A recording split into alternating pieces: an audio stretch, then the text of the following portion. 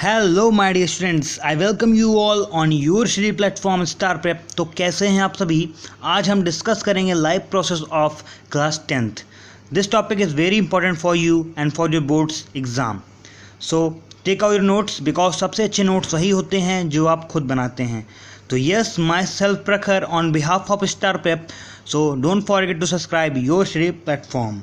So let's start our video of life process. I give you a detailed video on this topic. आज मैं आपको पूरा का पूरा डिटेल एक वीडियो देने वाला हूँ लाइफ प्रोसेस के ऊपर, और आप एक नोट्स अपनी बनाना शुरू कर दीजिए। तो ये है हमारे कुछ की कॉन्सेप्ट और gist of the lesson life process. तो सबसे पहले आइए हम जान लेते हैं लाइफ प्रोसेस होती क्या है।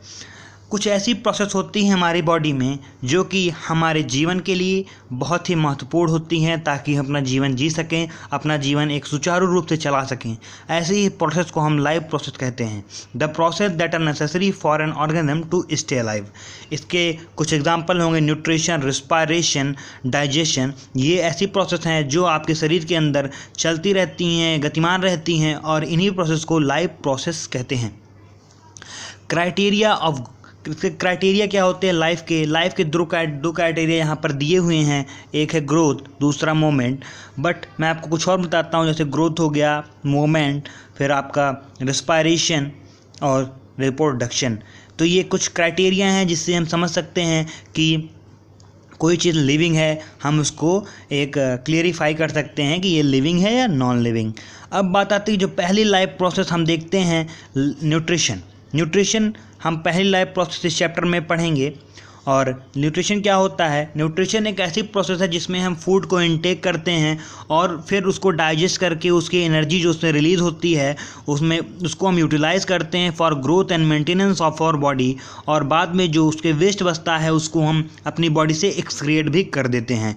तो न्यूट्रिशन को आप लिखेंगे the process in which N organism take food and utilize its energy to get energy for food and repair, maintenance and create the waste material from the body। तो nutrition एक ऐसी प्रोसेस है जिसको हम खाना जब इनटेक करेंगे तो उसको डाइजेस्ट करके फिर उसकी जो एनर्जी बनेगी उसको यूटिलाइज़ करेंगे अपनी बॉडी के मेंटेनेंस के लिए, और फिर बाद में उसको जो वेस्ट मटेरियल है उसको अपनी बॉडी से एक्सक्रिएट भी कर देंगे। तो स्टूडेंट्स, अब हम जान लेते हैं टाइप्स ऑफ न्यूट्रिशन के कितने प्रकार होते हैं, कितने प्रकार के न्यूट्रिशन हम जानते हैं। अब इसको हम बारी बारी से वन बाय वन आपको पूरा न्यूट्रिशन समझाने वाले हैं इस वीडियो में। तो सबसे पहला जो हमारा पार्ट है न्यूट्रिशन का वो है autotrophic nutrition. Auto means as you know very well, auto means self and trophs मतलब नरिशमेंट। जो सेल्फ नरिशमेंट होगा जिस भी न्यूट्रिशन में उसको हम ऑटोट्रॉपिक न्यूट्रिशन कहते हैं। कौन के ऑर्गेनिज्म लेते हैं? पहला हो गया plant, algae and blue green bacteria. तो इस जो आपकी ऑटोट्रॉपिक न्यूट्रिशन है इसमें एक प्रोसेस होती है, इस प्रोसेस से आप बहुत फैमिलियर हैं। एक प्रोसेस होती है, इसको कहते हैं फोटोसाइंथेसिस। हिंदी में इसको प्रकाश संश्लेषण भी कहा जाता है। Photo means as you know light and synthesis means to combine. तो ये जो फोटोसाइंथेसिस प्रोसेस है इससे आपका जो पेड़ पौधे हैं ये खाना बनाते हैं, और अपना फूड स्वयं बनाना ही क्या कहलाता है? ऑटोट्रॉपिक। इसके लिए रॉ मटेरियल क्या क्या चाहिए? इसके लिए रॉ मटेरियल चाहिए सनलाइट, कार्बन डाइऑक्साइड, वाटर। और एक क्वेश्चन बनती है आपकी जो कि बहुत ही इंपॉर्टेंट है for your board exam. That question is 6CO2 + 6H2O in presence of sunlight and chlorophyll gives us C6H12O6 + 6O2। तो इस क्वेश्चन को आप याद कर लीजिए। ये क्वेश्चन है हमारी 6CO2 + 6H2O in presence of sunlight and chlorophyll gives us C6H12O6 + 6O2। अब एनर्जी कन्वर्जन जो होता है, इसमें एनर्जी कन्वर्जन कैसे होता है ये भी बोर्ड के क्वेश्चन आता है। 3 मार्क्स का क्वेश्चन आता है आपके बोर्ड में। 3 पॉइंट आपके NCERT में दिए गए हैं। लाइट और solar energy to chemical energy. इसमें जो आपकी एनर्जी है वो लाइट एनर्जी है, वो केमिकल एनर्जी में कन्वर्ट हो जाती है। रोल ऑफ क्लोरोफिल क्या है? क्लोरोफिल का रोल क्या है? Role of chlorophyll to trap the sun energy for photosynthesis. Chlorophyll जो है वो सन की एनर्जी को ट्रैप कर लेता है और ये आपके कुछ खाना बनाने में काफ़ी हेल्प करता है। तो एक पार्टिकुलर प्रकार का क्लोरोफिल होता है, तो कहते हैं क्लोरोफिल ए, तो वही है आपकी सनलाइट को ट्रैप करता है। कई सारे क्लोरोफिल होते हैं, क्लोरोफिल ए, क्लोरोफिल बी, और जो आपका क्लोरोफिल ए है वो आपकी सनलाइट को ट्रैप करता है। फैक्टर क्या होंगे आपके इसमें काम आने वाले फैक्टर्स फोटोसिंथेसिस प्रोसेस में? Carbon dioxide, water, light, temperature, ये आपके फैक्टर होते हैं आपके फोटोसिंथेसिस प्रोसेस में। तो इवेंट्स क्या होते हैं? ये आपके जो 3 पॉइंट दिए गए हैं, बहुत ही इंपॉर्टेंट 3 पॉइंट आपको दिए गए हैं। ये बोर्ड के लिए काफ़ी एक रामबाण सिद्ध होगा। ये बोर्ड क्वेश्चन काफ़ी बार आया हुआ है, कई बार रिपीट हुआ है ये क्वेश्चन कि write the step of photosynthesis और write the event that take place in photosynthesis. तो पहला पॉइंट जो होगा वो होगा absorption of light energy by chlorophyll. पहला जो टॉपिक है फोटोसिंथेसिस का, पहला जो पॉइंट है वो absorption of light energy by chlorophyll. Chlorophyll वो अब्जॉर्ब करेगा लाइट को। सेकंड जो होगा conversion of light energy to chemical energy by splitting of water molecule into hydrogen और ऑक्सीजन। उसके बाद लाइट एनर्जी का कन्वर्जन होता है केमिकल एनर्जी में, और वाटर का स्प्लिट होता है इनटू हाइड्रोजन एंड ऑक्सीजन। तीसरा जो हमारा टॉपिक पॉइंट आता है इसमें वो है reduction of carbon dioxide to carbohydrate. Carbon dioxide का रिडक्शन हो जाता है कार्बोहाइड्रेट में। अब गैसेस एक्सचेंज क्या होती है, इसमें क्या टेक प्लेस होते हैं गैस एक्सचेंज? जो गैस यूज़ होती है फोटोसिंथेसिस में वो है कार्बन डाइऑक्साइड, और जो बाई प्रोडक्ट में गैस निकलती है जिसको हम इनहेल करते हैं वो है ऑक्सीजन। अब सोर्स ऑफ रॉ मटेरियल क्या है? कहाँ से ये रॉ मटेरियल प्लांट को मिल पाता है जब वो फोटोसिंथेसिस परफॉर्म कर पाते हैं? वो है carbon dioxide. Land plants air से मिलता है और एक्वाटिक प्लांट को वाटर से मिलता है। जो लैंड पे प्लांट्स हैं उनको कार्बन डाइऑक्साइड हमारी एयर से मिल जाता है, और जो एक्वाटिक प्लांट्स हैं उनको वाटर से मिलता है कार्बन डाइऑक्साइड। और जो वाटर और मिनरल है वो सॉइल से मिलेगा फोटोसिंथेसिस के लिए। अब ये हमारा ऑटोट्रोपिक न्यूट्रिशन था, और अब बात करते हैं हेट्रोट्रोपिक न्यूट्रिशन की। Heterotrophic nutrition, hetero means other and trophs मतलब नरिशमेंट। जो अदर्स पर डिपेंड होकर जो नरिशमेंट लिया जाता है उसको कहते हैं हेट्रोट्रोपिक न्यूट्रिशन। एग्जांपल हैं इसके animal, plants lacking chlorophyll like fungi. तो एनिमल्स और प्लांट्स जिसमें क्लोरोफिल नहीं होता है वो परफॉर्म करते हैं हेट्रोट्रोपिक न्यूट्रिशन। हेट्रोट्रोपिक न्यूट्रिशन के अंदर एक सैप्रोफाइटिक न्यूट्रिशन आता है, पैरासिटिक न्यूट्रिशन आता है और होलोजोइक न्यूट्रिशन आता है। ये आपके न्यूट्रिशन हैं जो कि आपके हेट्रोट्रोपिक न्यूट्रिशन के अंतर्गत आते हैं। तो सबसे पहले हम सैप्रोफाइटिक न्यूट्रिशन पढ़ने जा रहे हैं। Organism feed on dead and decaying plant और animal material, for example fungi, bacteria. जो भी ऑर्गेनिज्म डेड और डिकेइंग मैटर पे फीड करता है उसको सैप्रोफाइटिक न्यूट्रिशन कहते हैं। ऐसे न्यूट्रिशन को हम सैप्रोफाइटिक न्यूट्रिशन कहते हैं। डेड और डिकेइंग मैटर पे जो ऑर्गेनिज्म न्यूट्रिशन लेगा उसको सैप्रोफाइटिक न्यूट्रिशन कहेंगे। अब बात आती है पैरासिटिक न्यूट्रिशन की। पैरासिटिक न्यूट्रिशन जो हमारा पैरासिटिक न्यूट्रिशन है, ये the organism obtain food from the body of another living. जो कोई भी ऑर्गेनिज्म जब किसी दूसरी ऑर्गेनिज्म की बॉडी से जब अपना फूड लेगा, फूड को इनटेक करेगा, नरिशमेंट करेगा, उसको हम पैरासिटिक न्यूट्रिशन बोलेंगे। और जो आदमी, जो आपका ऑर्गेनिज्म है, जिस ऑर्गेनिज्म पे कोई ऑर्गेनिज्म डिपेंड है उसको होस्ट बोला जाएगा। इंडोपैरासाइट, इसका एक प्रकार होता है endoparasite. Parasite live inside the body of the host. ये देखिए आप, ये आपका एक आ गया कि जो आपका इंडोपैरासाइट होता है मतलब किसी होस्ट के अंदर रहकर उससे ही न्यूट्रिशन निकाल लेना, उसको कहेंगे इंडोपैरासाइट। जैसे टेप वॉर्म और राउंड वॉर्म, ये आपके 9th में था, आपने अगर ध्यान दिया होगा तो टेप वॉर्म और राउंड वॉर्म जो है ये आपके किसी भी होस्ट के अंदर से न्यूट्रिशन अब्जॉर्ब करते हैं। Ectoparasite, the parasite live in the body of the host. जो आउटसाइड रहकर आपके न्यूट्रिशन अब्जॉर्ब करते हैं वो है लीच और लाइस। ये 2 ऑर्गेनिज्म ऐसे हैं जो एक्सोपैरासाइट डायरेक्ट न्यूट्रिशन लेते हैं, आपके शरीर के बाहर रहकर, किसी होस्ट के शरीर के बाहर रहकर न्यूट्रिशन अब्जॉर्ब करना ही इनका काम होता है। तो एक नोट में मैंने आपको नोट लिख दिया है कि the parasite benefit while the host usually harm. जो पैरासाइट है उसको हमेशा बेनिफिट होता है और जो होस्ट है जिसके अंदर कोई पैरासाइट रह रहा है उसको हमेशा हार्म पहुंचता है। एग्जाम्पल कैस्कुटा प्लांट या अमरबेल और प्लाज्मोडियम यानी मलेरिया पैरासाइट। अमरबेल आपने देखी होगी, जो कैस्कुटा प्लांट होता है ये भी किसी होस्ट के ऊपर चढ़कर उससे एनर्जी, उससे न्यूट्रिशन तक कर लेता है। और थर्ड जो हमारा है holozoic nutrition. Holozoic nutrition organism mostly animal take in the whole food and then digest it into simpler particle with enzyme. Example amoeba, paramecium, animal, human beings. Steps in holozoic nutrition.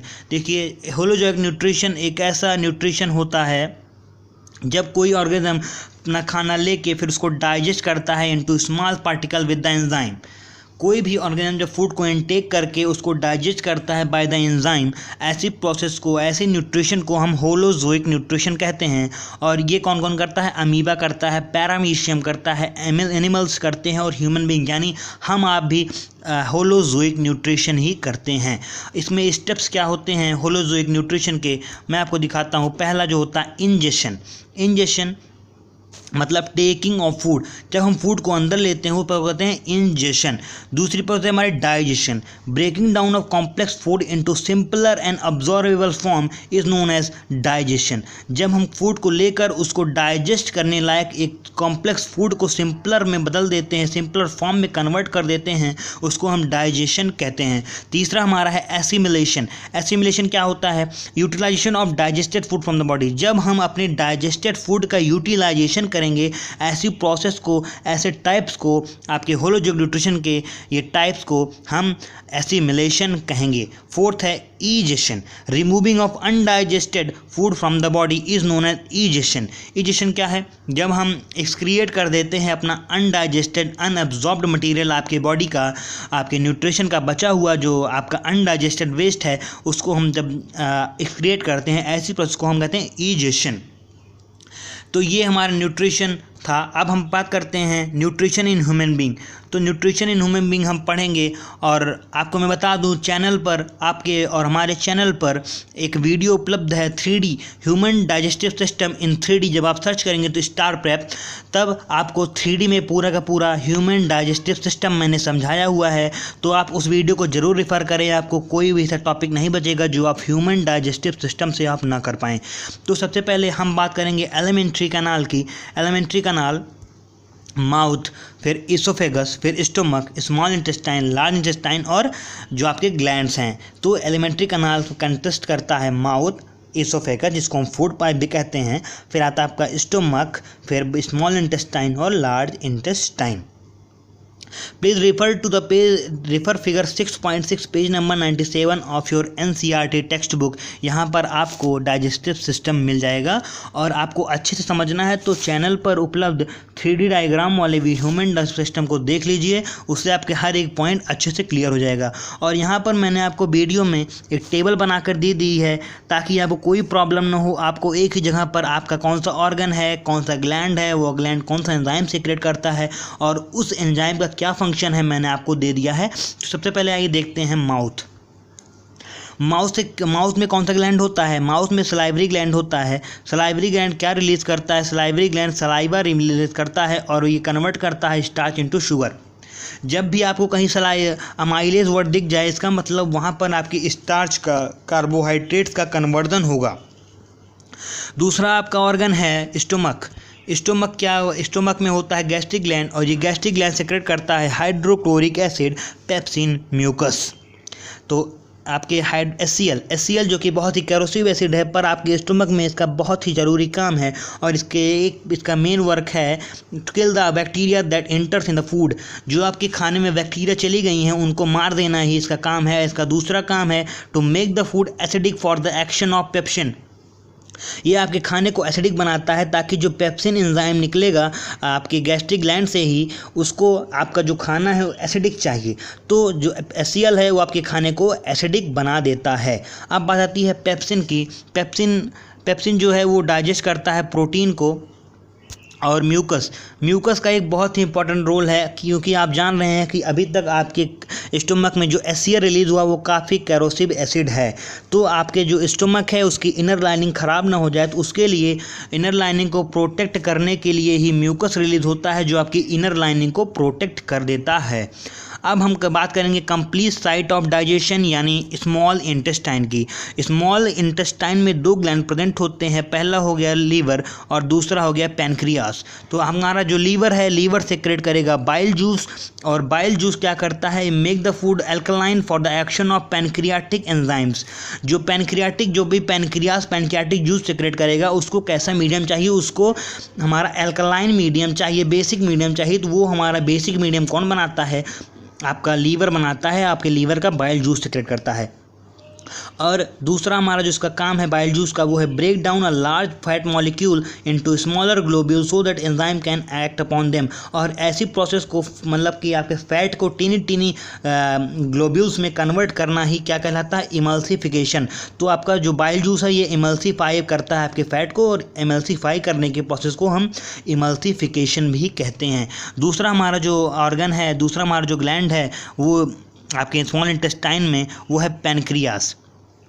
Pancreas का काम क्या होता है, pancreas secret करता है pancreatic juice, और pancreatic juice के अंदर होता है अमाइलेज, ट्रिप्सिन और लाइपेज। तो अमाइलेज का काम क्या होता है, अमाइलेज का काम क्या होता है, मैंने आपको पहले बता दिया कि अमाइलेज मतलब कन्वर्ट होगा आपका कार्बोहाइड्रेट ग्लूकोज में। जहाँ भी अमाइलेज वर्ड दिखे वहाँ पर आपको समझ जाना है कि यहाँ पर आपके कार्बोहाइड्रेट का डाइजेशन होना है। और अब बात आती है ट्रिप्सिन की। Trypsin convert protein into amino acid, और पेप्सिन और ट्रिप्सिन दोनों ही आपके प्रोटीन को डाइजेस्ट करने में हेल्प करते हैं। और अब बात आती है लाइपेज। लाइपेज क्या करता है, lipase convert fatty acid into glycerol. Lipase आपके फैट को ग्लिसरॉल में कन्वर्ट कर देता है। अब बात आती है आपका फूड जो है ईसोफेगस में जब आता है, आपके फूड पाइप में आता है, तो जैसा कि आपका फूड आपने ध्यान दिया होगा कि आप कोई प्रोसेस नहीं करते हैं, केवल च्यूइंग करके आप जब सॉलो कर लेते हैं आपके फूड को, बट आपका फूड जो है वो आके स्मॉल इंटेस्टाइन में आता है, डाइजेस्ट होता है, फिर एनएस के थ्रू आप एक्सक्रिएशन भी कर लेते हैं। तो ये खाना आपका नीचे तक आया कैसे। कुछ लोग सोचते हैं ग्रेविटेशन फोर्स का काम है, बट ऐसा कुछ नहीं है। यहाँ पर आपके डाइजेस्टिव सिस्टम में एक मूवमेंट होती है जो कहते हैं पेरिस्टाल्सिस मूवमेंट। इस पेरिस्टाल्सिस मूवमेंट क्या होती है, the rhythmic construction and of the muscles of the lining of the alimentary canal to push the food forward. ये एक ऐसी रिदमिक मूवमेंट होती है आपके पूरे के पूरे डाइजेस्टिव सिस्टम में, पूरे एलिमेंट्री कैनाल में, ताकि आपका फूड जो है वो फॉरवर्ड मूव होता रहे, स्टेप बाय स्टेप, और डाइजेशन उसका होता रहे, वो हर ऑर्गन में पर स्टेप पहुंचता रहे। और अब बताती है एक आपके स्मॉल इंटेस्टाइन में एक बहुत ही इम्पॉर्टेंट ऑर्गन है जो कि बहुत ही उसका इम्पॉर्टेंट रोल प्ले करता है आपके डाइजेशन अब्जॉर्प्शन में। जो अपने फूड डाइजेस्ट करेगा, वहाँ पर आपकी जो स्मॉल फिंगर लाइक प्रोजेक्शन होते हैं आपके लार्ज इंटेस्टाइन और स्मॉल इंटेस्टाइन दोनों में, एक फिंगर लाइक प्रोजेक्शन मैं आपको दिखाता हूँ। वो कुछ इस प्रकार फिंगर लाइक प्रोजेक्शन आपकी स्मॉल इंटेस्टाइन और लार्ज इंटेस्टाइन पे बने होते हैं। इनको हम विलाई कहते हैं। Villi are the finger like projection that increase surface area for the absorption of food. जो विलाई है ये आपकी लार्ज इंटेस्टाइन को सरफेस एरिया को इंक्रीज करता है ताकि अब्जॉर्प्शन ऑफ फूड अच्छे तरीके से हो सके, और लार्ज इंटेस्टाइन में आपका जो वाटर है वो अच्छे से अब्जॉर्ब हो सके, इसके लिए सरफेस एरिया इंक्रीज करता है। आपका जो विलाई है ये सरफेस एरिया इंक्रीज करने का काम करता है। तो ये आपका पूरा न्यूट्रिशन टॉपिक था। अब हम नेक्स्ट वीडियो में आपको रेस्पिरेशन समझाएंगे। तो ये था हमारा lesson number 1 on life process of chapter 6 class 10th biology. So thank you for keep watching till the end, and don't forget to subscribe your study platform Star Prep for and press the bell icon for most this type of video. Thank you.